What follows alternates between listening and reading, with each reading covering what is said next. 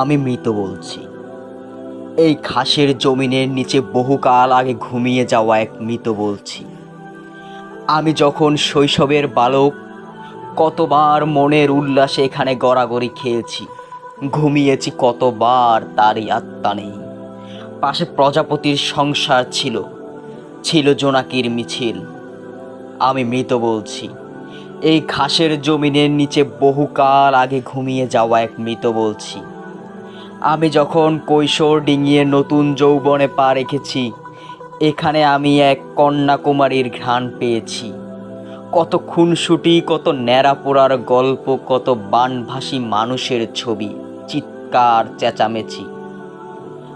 আর দেখেছি চরণ ভূমি পার হয়ে বেদেদের ডাহুক জীবন ছুটছে ছুটছে, শুধু ছুটছে রাতের আধার কেটে দুর্বার রানারের মতো।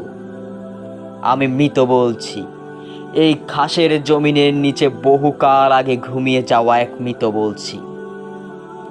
একটা মহাপতঙ্গ, হ্যাঁ একটা মহাপতঙ্গ এসেছে দুর্ভিক্ষ কবলিত মানুষের খাবার নিয়ে।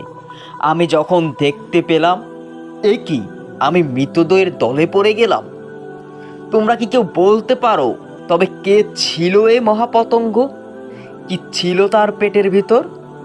তবে বলো, এই ঘাসের জমি এখন কার? আমাদের? আমাদের দুঃখী গাভীগুলো শুকনো খড় খেতে খেতে এখন ক্লান্ত প্রায়। আমাদের ঘাসের জমি কেটে তোমরা জীবিত রাজ শহীদ মিনার গড়েছ, স্মৃতিসৌধ গড়েছ, স্ট্যাচু অফ লিবার্টি গড়েছ বহু কাঙ্ক্ষিত সোনার ফসল সংবিধান।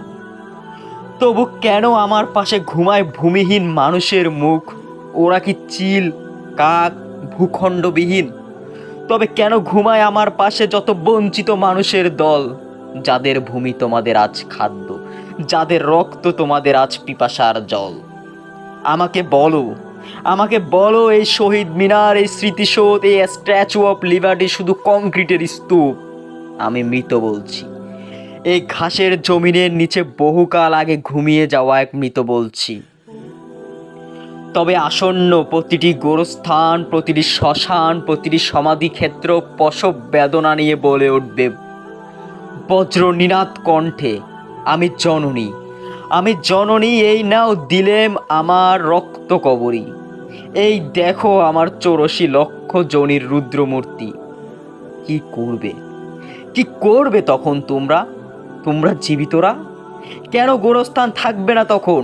থাকবে না কোনো শ্মশান ভূমি, এমনকি থাকবে না কোনো সমাধি ক্ষেত্র। কোথায় লুকাবে তোমরা? কোথায় পালিয়ে যাবে তোমরা? আমি মৃত বলছি। এই ঘাসের জমিনের নিচে বহুকাল আগে ঘুমিয়ে যাওয়া এক মৃত বলছি।